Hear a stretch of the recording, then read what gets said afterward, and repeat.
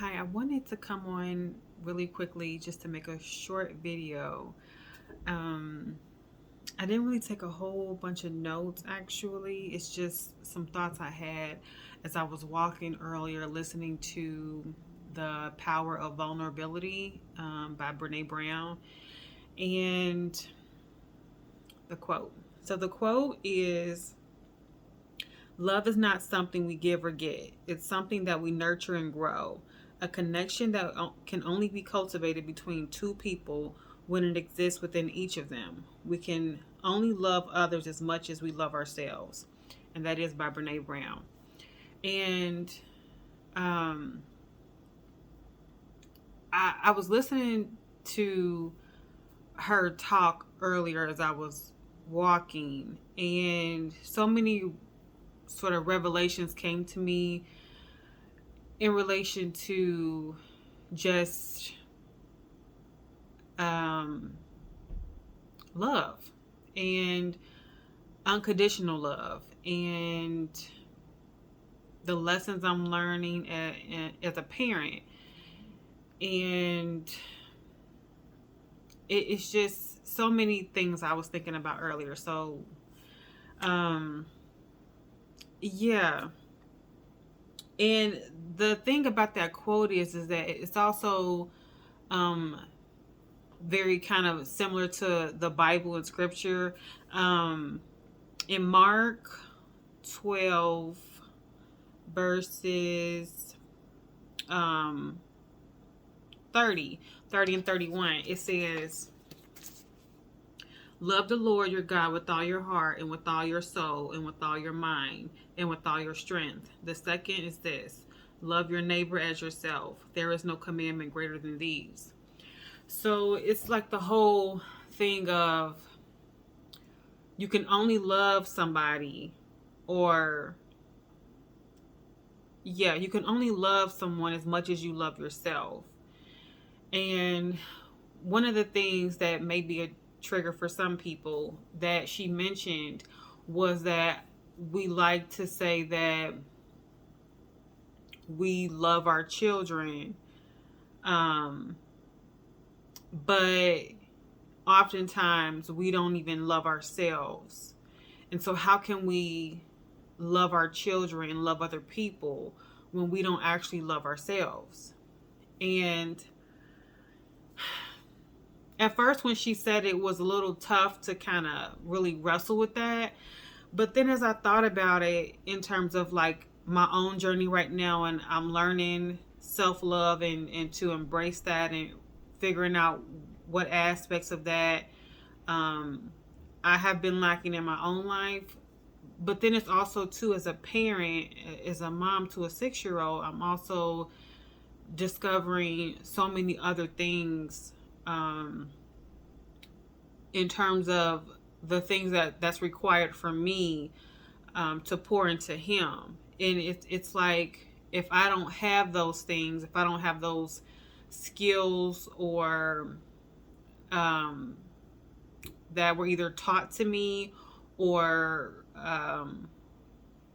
that I've learned and cultivated myself and I can pour into him. If I don't have that, if it doesn't exist and I don't have it, then I can't give it to him.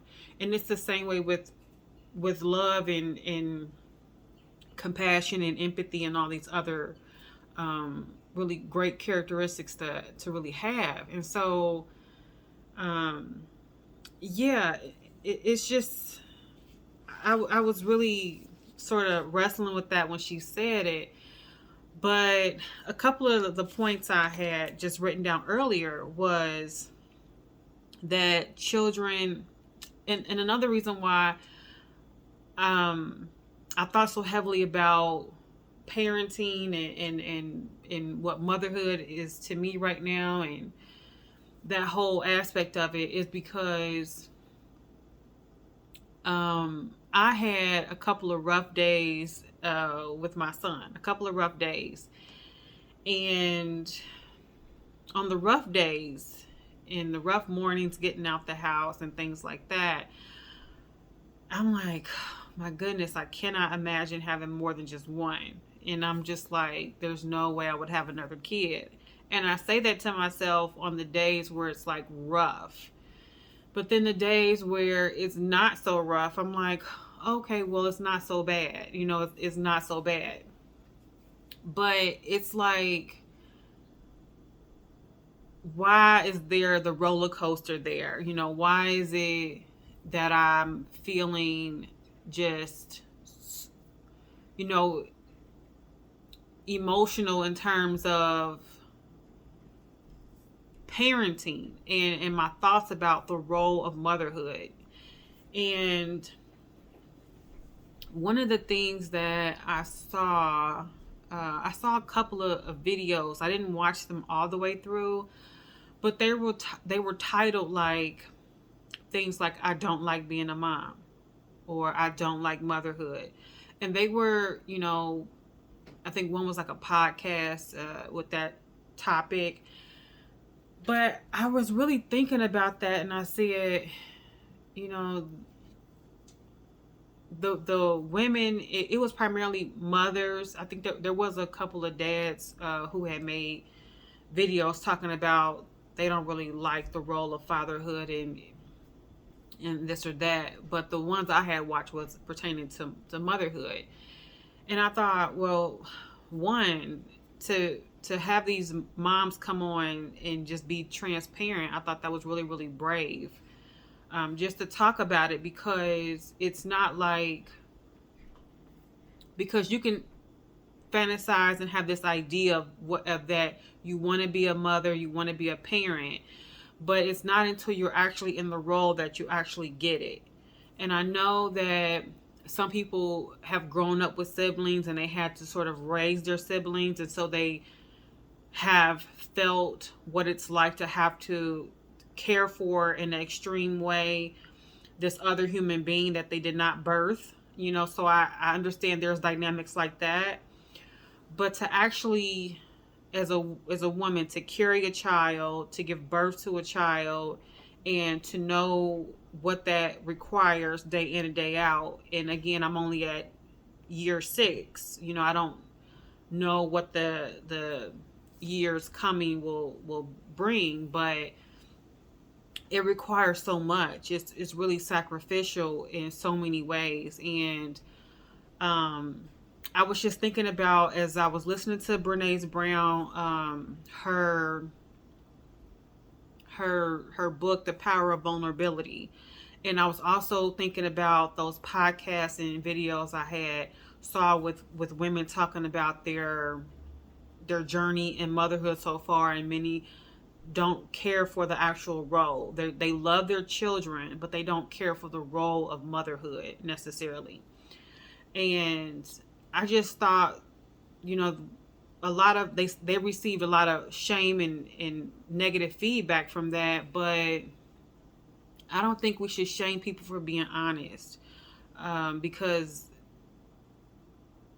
parenting it has its highs and lows. And so I don't think that we should shame people for telling their truth, and really bringing some exposure to the reality of day-to-day life with children, especially as a single parent, whether that's a dad or a mom, actually.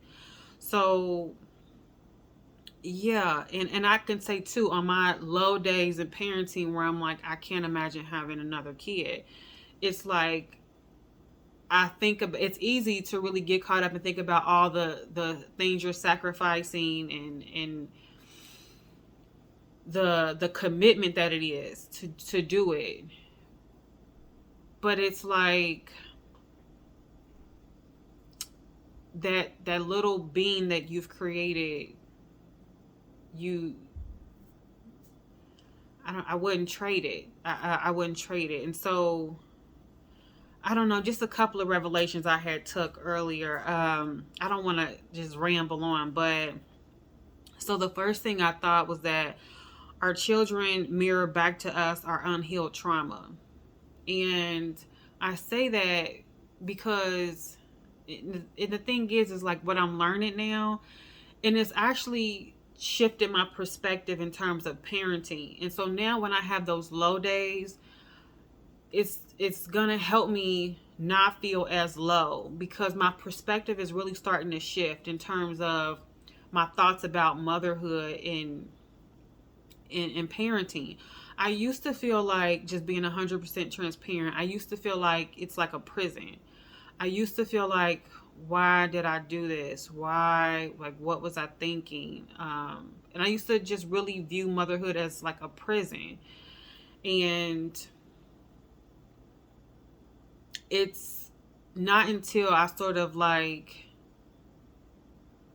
going through my spiritual awakening, if you want to call it that, but really just reading and really starting to understand and get the knowledge of and really nurture myself in terms of what I'm feeding myself, in therapy, and working at my own emotions and traumas and things like that. And it wasn't until I began to work on self that I began to really, that poured out into my parenting. Because at one point, I you know, for anybody, you don't know what it's like to be a parent until you're a parent. And then it's like you're figuring it out, and we're all figuring it out. There's no such thing as like the perfect parent, or, the perfect mom or dad. It doesn't exist. And so we're all figuring it out. And it wasn't until I began to start working on myself that I noticed that my perspective on parenting began to change. But then some of the conflict that I had with my son in terms of his behavior and things like that, those things started to shift in a positive way too. So it all started with myself first, though. And so that's why I really resonate with her quote when she says it's about love is something that we nurture and grow. And it literally is like a seed.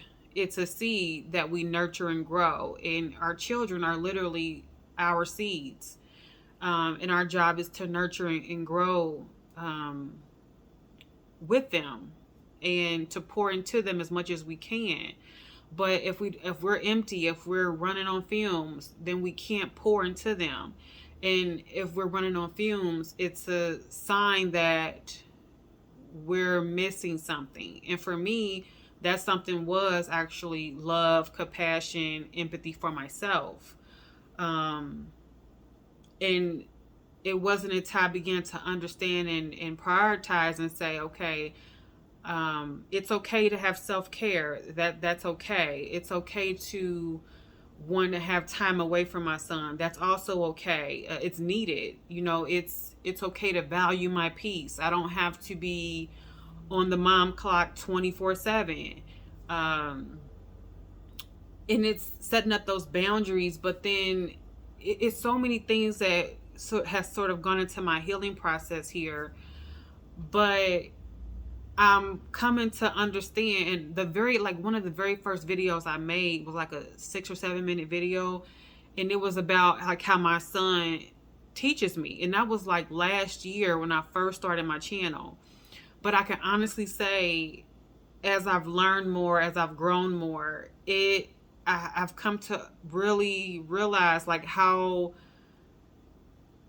significant what I said. It's true. And our children come to help us. That they're here to help us. And one of the main things is they're here to teach us unconditional love.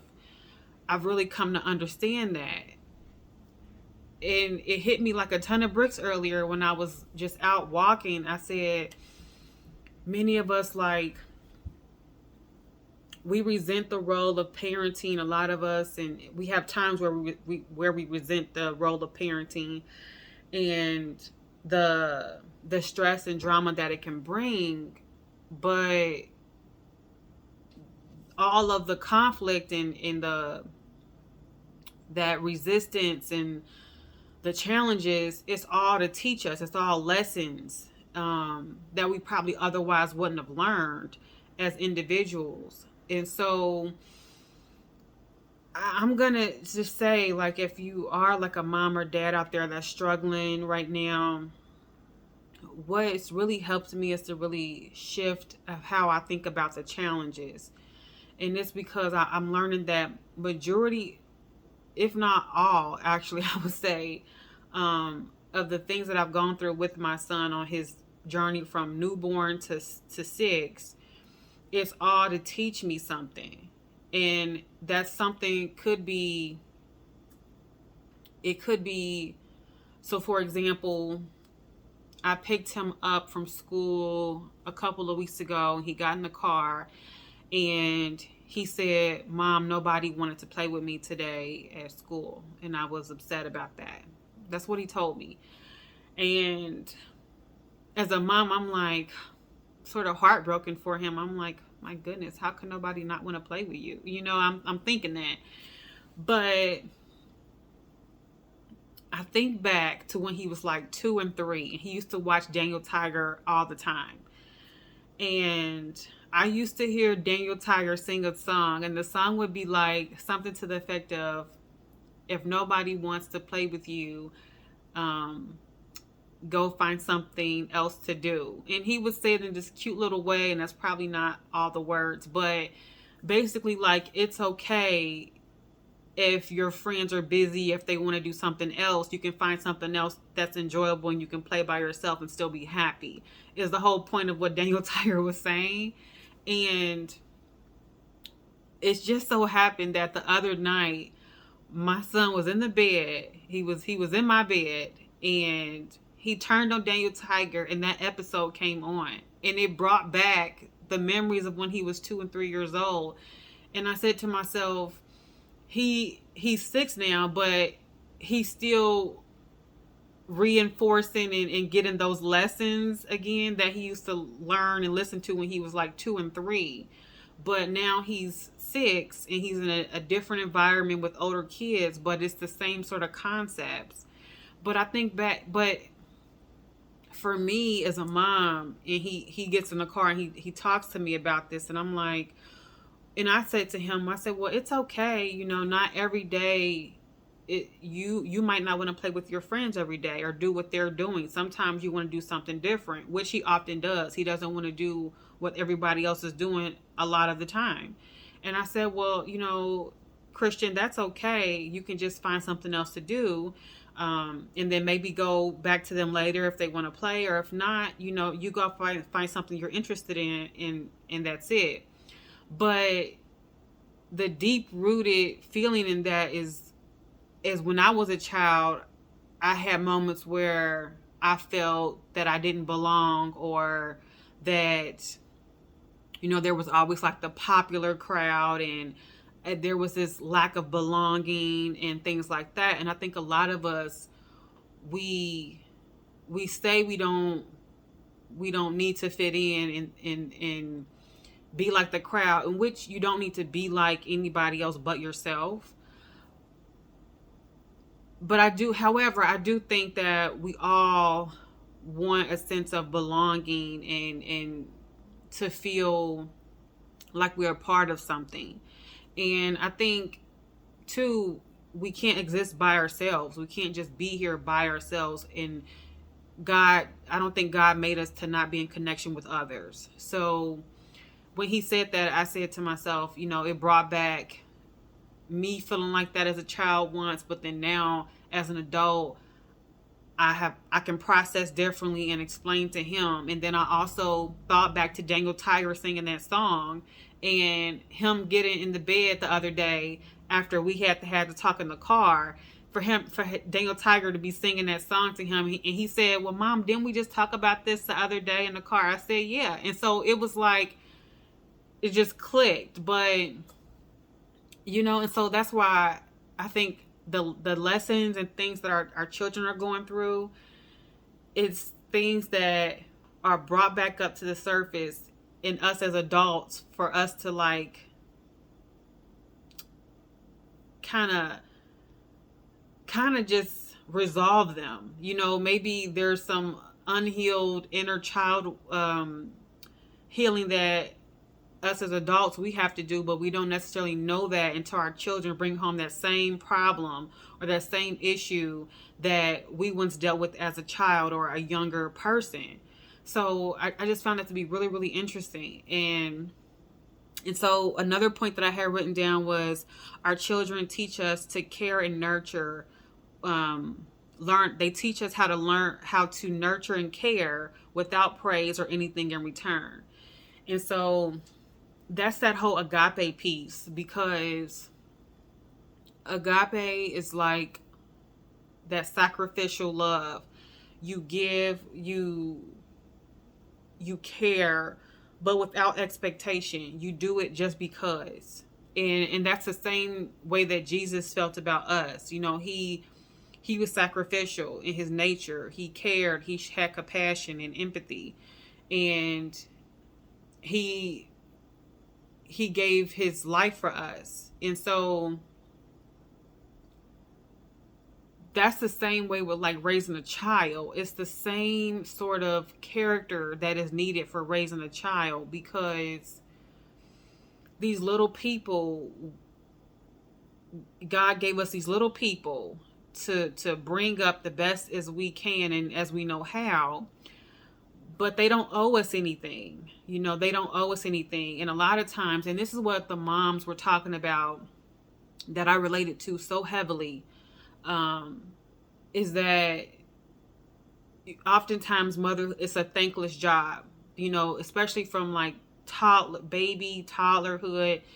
You know, it's like you're constantly putting out fires, tantrums, and you're having to think about meals all day long and what's the next thing and activities, and you build your schedule around nap times, and it can get so much that you lose yourself. You can lose yourself in that role. And so, and side note, I used to like secretly, I think prior to me becoming a mom, I used to be like, if I saw like a show or something with like a mom having a nanny and she had like one kid, I used to be like, well, what's the point of that? Why does she need a nanny with one kid?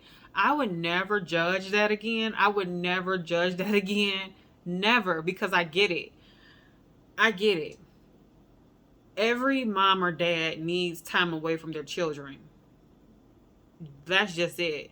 And if you don't have family support, if you don't have friendships, if you don't have any support, and you need to bring someone in to help to let you have a break, I'm all for that. So I would never judge that again. I'm so sorry that I did that, because I had no idea. I mean, and like I said in my other video, one child can feel like five, especially if there's circumstances and things like that pertaining to that one child. One could feel like five.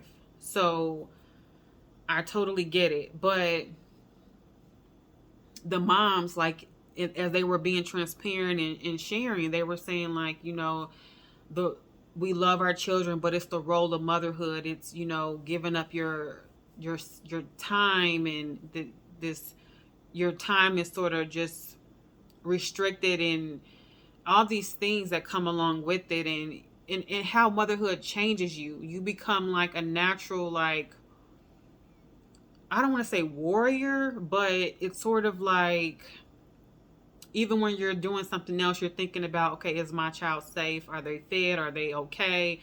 It's like you don't really get off of the mom clock even when you're away, sort of deal. But I I thought about that so heavily, and I said to myself, that's exactly what motherhood is like. We put out fires, and the children don't often, especially if they can't speak, we don't get a thank you. And if you're married or in a relationship, maybe you have a partner who doesn't even acknowledge all the value that you bring as a mother. Or maybe you are in a healthy relationship, but you know, I think motherhood, it's just different. It's different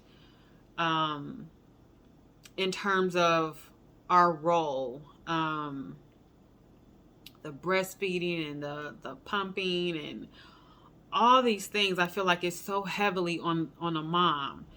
And it's, you don't, we get the giggles from our children, and the laughs, and it's not until they get older when they can talk, that we get the I love yous and things like that. And those little moments are just so precious. But when they're not able to talk, and you have those constant diaper changes and blowouts and all these things, and the the interruptions in the day, the pickups from daycare and school, because all these things, right? But they sort of go unnoted. It means something for you as a mom taking care of your child, but the child only knows that they need something. They don't really say thank you, mommy. You don't really get that. Or thank you, daddy. You don't really get that until a certain age. And then even when they can talk, sometimes they don't even say it. And then I thought about too, even as your child grows up, they might move out of the country, and you might only see them on holidays, if that. They might not really call you at all, and that's a thing too. And so it's like our children don't really owe us anything, but it's like when we're signing up to be parents, or we step into that role, whether we adopt or we conceive and have a child, it's just that sort of that role, stepping into that, it's a thankless job. And so what that teaches, what I've learned, I'll say what I've learned, is that I've learned to be okay without having praise. And that's what I think parenthood has taught me also, has also taught me, that I do something, that I want to do something well or good because I want to do something well or good, or I want to improve because I want to improve, as it being a part of my character, not because I'm receiving praise from an outside individual. And that's also something that's helped me, because as I'm growing as a person, as a woman, as a mom, as an individual, and coming into myself in terms of how God made me, I'm also learning that as I divorce from that people pleasing and that sort of behavior and mentality, is that I can come into myself and I don't need praise. It's not necessary. Um, but it's also too, to get the occasional thank you and things like that, that's fine. But it's not something that I'm searching so deeply for and longing after. So it's also motherhood and being a parent is also teaching me that. And then another thing I had noted was our children teach us empathy and compassion. Maybe they are now dealing with something that you dealt with as a child, but now as an adult you can respond the way you wish you would have done.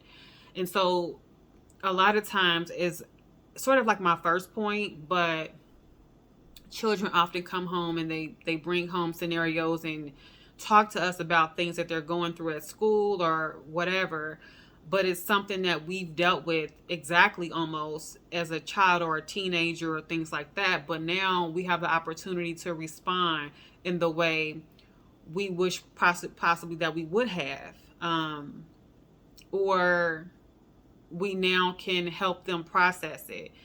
And so I just thought that it's so true. And one of the examples, like I heard Brene Brown talk about, is that like her daughter had come home and said that nobody wanted to eat lunch with her at school or something like that.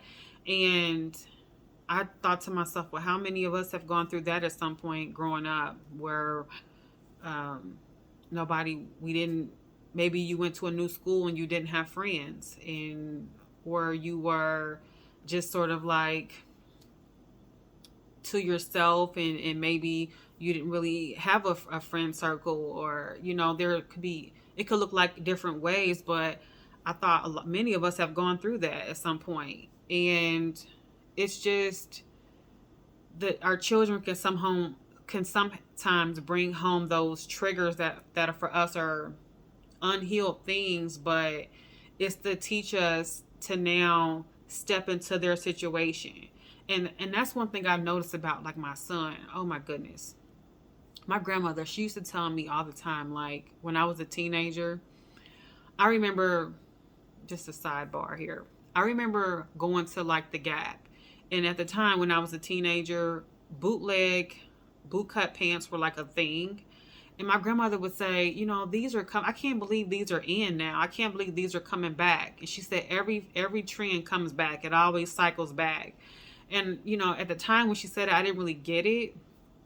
Not really. But now I went in Target the other day and I'm like, I seen bootcut pants and I'm like, she was right. They're back. But I mean, it's the same thing. Like everything is cyclical, and it's like when my son comes home and he talks about things like one of the things right now he's into is Pokemon cards. That was a thing when I was like younger, and I couldn't believe that that's a thing now. But it's like Pokemon cards, and he comes home and he tells me about how he traded with this friend and how, you know, he wants this, and you know, and it's like he talks to me. Oh my goodness. So if he's, one thing I'm learning is that if I, especially if I have a lot of things to do, I'm learning how to slow down. And so one of the things it's on my list here to talk about is listening and being present. That's one of the things that, along with empathy and compassion, that's one of the things that my son is definitely teaching me. And I think a lot of children, they're here to teach us. And oftentimes we think that we're to teach them, and we are, but oftentimes we need the lessons ourselves. And that's what they're here for, is to help us. And so it's so easy to, on the bad days of parenting, to really forsake the role and really like condemn ourselves for like choosing this or being in a parenting role, however you've come into it. But I'm learning that it's not just me who's teaching him, he's also teaching me. And with the whole listening thing and being present is such a thing for me that I've had to really kind of come into. And some days I'm better at it than others, but because it's like he'll come home and he'll want to talk about Pokemon cards for 10 minutes, and then he'll go off that and he'll want to talk about what happened on the playground with another little boy or girl, and he goes into this whole bit, and he doesn't really talk fast necessarily. So what could, in my mind, I sort of already knows what he's going to say, and I'm ready to get the conversation over with. But he's like, and if I interrupt him, he'll say, but mom, I wasn't finished yet. You interrupted me. He'll say that to me. Or he'll say, okay, well, I wasn't done talking yet, mom. Or I didn't tell you about this part yet. And so he slows me down. And he also checks me. And he'll say, I wasn't done talking yet, because I'm ready to get the conversation over with so I can finish on with dinner and plans for tomorrow and packing lunch, whatever it is. So it's like I have to slow down and be present. And the whole empathy thing is like stepping into what he's talking about. Because for him, and this is what Brene Brown talked about in her book, I really adore Brene Brown and her work and her, what she studies, and her whole thoughts in terms of vulnerability and compassion and love and empathy, all these things. I really adore her whole line of work. But yeah, empathy, having to step into his moment in his situation. And that's so true, because if I'm always thinking about the next thing I have to do and what's going on tomorrow and getting something ready or something I want to do for myself, and he's talking to me, I'm not really being present in what he's trying to tell me. And he can sense, and he knows when I'm blowing him off. He knows when I'm trying to rush through the conversation. He knows when I'm not really listening, especially if I interrupt him as he's speaking. And so it's teaching me to listen, but it's also teaching me to understand that, I was once a child. Although I can't really remember my childhood, I really cannot. Anything like below 11, I can't remember anything like below 11 years old. I cannot, but which is probably weird, but it's the whole point of like certain things I can remember, and the things that he talks to me about is usually something that I've dealt with. Maybe not exact, but sometimes it is. And whatever he's talking about when he comes home, Mom, I lost my erasers today, or Mom, I lost my lunch money, and all these things he's talking about, or the teacher didn't pick me to do something. And I totally understand those things, and what the feeling of those events bring for him. At least if I've never dealt with that exact situation, I understand. If he tells me, Mom, my teacher didn't pick me to lead the line today, and I feel like she never picks me, which is something he's talked about before. It's like, okay, that's a feeling of rejection, or him feeling like he's not good enough. But how many of us as adults have dealt with that, or currently feel like that? So again, it's like learning how to listen to him, and learning how to have empathy, which is like really stopping and trying to step into what he's actually telling me, and remembering, okay, have I felt like this at some point? Or do I currently feel like this now in certain situations? Or, what can I tell him to really help him understand that I understand how he feels? I know how he feels, instead of just brushing him off and saying, well, it's okay, tomorrow will be a better day, because that's not helpful for him, for trying to deal with and wrestle with what he's talking about. So listening and empathy and compassion, like, and really caring, and learning how to just be patient and being present. Like, that's also a huge lesson I'm learning. So yeah. And another note I had wrote down was, our children help us heal our inner child within ourselves. And it's sort of like the other points, but with this one, I'm just saying in terms of, maybe a lot of us haven't gone to therapy to really unpack some of the trauma and things that we've been through. And that could be just from like people speaking to us or bullying us as a child, or even things we've endured in the household, verbal abuse and physical abuse, and maybe enduring that as a child in some capacity as well. But it's just, our children mirror back to us some of the things that we haven't dealt with. And it's so many lessons I'm learning from my son. And I'm learning now to not, even if it's an off day and it's like not the best day in terms of his behavior or my schedule, and maybe it's just a hectic day, and I'm really frustrated that day. I'm learning that not every day is going to be a high, and that my job is to nurture and grow my seed, him. But then it's also to nurture and grow the seed of love that's planted in him. It's my job to nurture and grow that, and to really sow that seed of love in him. But it wasn't until I began to really show empathy and compassion for myself, and self-care for myself, that I could begin to really be more at ease and more softer in dealing with him. And it took a process to get to that point, because it wasn't overnight. Like I said on some of my other videos, everything has been like a process to this point. Taking care of my health, getting baptized, going to therapy, going to church, reading scripture, reading books, audiobooks, all these things. It's been sort of a collection of things that sort of helped me. and allowing myself to also understand like what I need from myself outside of motherhood, outside of this role as being a parent.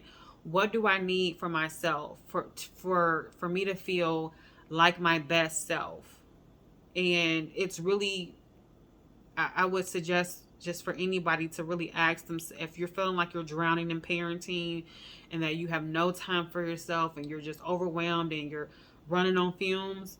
Just take a minute, grab a notebook or just something, and really just when your children are asleep or nap time, really write down. And that's like you really tapping into your inner self to really understand like what you need as a person. We all need the basics, as far as food, nutritious food, and sunlight and physical activity. We all need those things, but what else besides that is important to you? And so for me, it's like having my time to myself before he wakes up in the morning. That's like one of my things, having my peace time. And that's actually what I call it in the house is peacetime. And he understands like when I say that, okay, mom needs some time to herself, and that's my boundary in the house. And so it's okay for me to have certain boundaries set up to where I'm honoring myself. And that's something I had neglected for a long time is myself. And I don't recommend anybody to do that, whether you're a parent or not, but especially a parent, because you have this little person that is watching everything that you do. So, and they're learning and they're picking up on facial expressions and things that you don't say, but your body language. And so they're very smart and perceptive of many things. And so, and another thing too, it's like they will throw back things to you that you also try to teach them. And perfect example of this, I was taking him to school the other morning, and his days he has a little bit rough at school where he's yelled at someone or he's not being kind to another. I've had a lot of talks with him about that recently, right? But the other day I was in the car taking him to school and we were running a little bit late, and I blew my horn at a car, and I was like, I didn't yell, but I blew my horn at the car, and I was like, what is this person doing? But he knew I was frustrated, and he said, Mom, what did we talk about? We talked about being nice to others. Don't blow your horn at someone. And he said that to me, and I was like, yep, you're right. You're right. Totally right. So it's just the little things, and it's like we can't really be hypocrites and teach our children, okay, and say to them, it shouldn't be the do as I say, not as I do. That doesn't work for parenting, because we have to do and say for them to really do and say and really be our mirror in a good way. We don't want them to reflect bad behavior. We don't want that. And so it's like I can't tell him to be kind and be giving to others and all these things if I'm not really an example of that.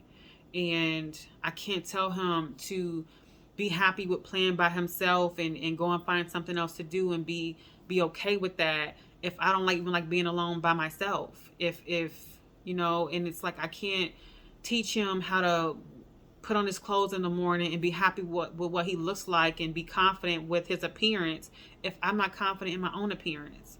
So it's about really trying to take care of myself, my body, my mind, and learning how to love myself so that I can pour that love into him and nurture and grow him. So it's love thy neighbor as myself. I can only love him as much as I love myself. And that goes for kids, a partner, whatever it is. So yeah, just some takeaways. It's takeaways. So I don't want to make the video too long, but thank you so much for listening, and I will talk to you in the next video.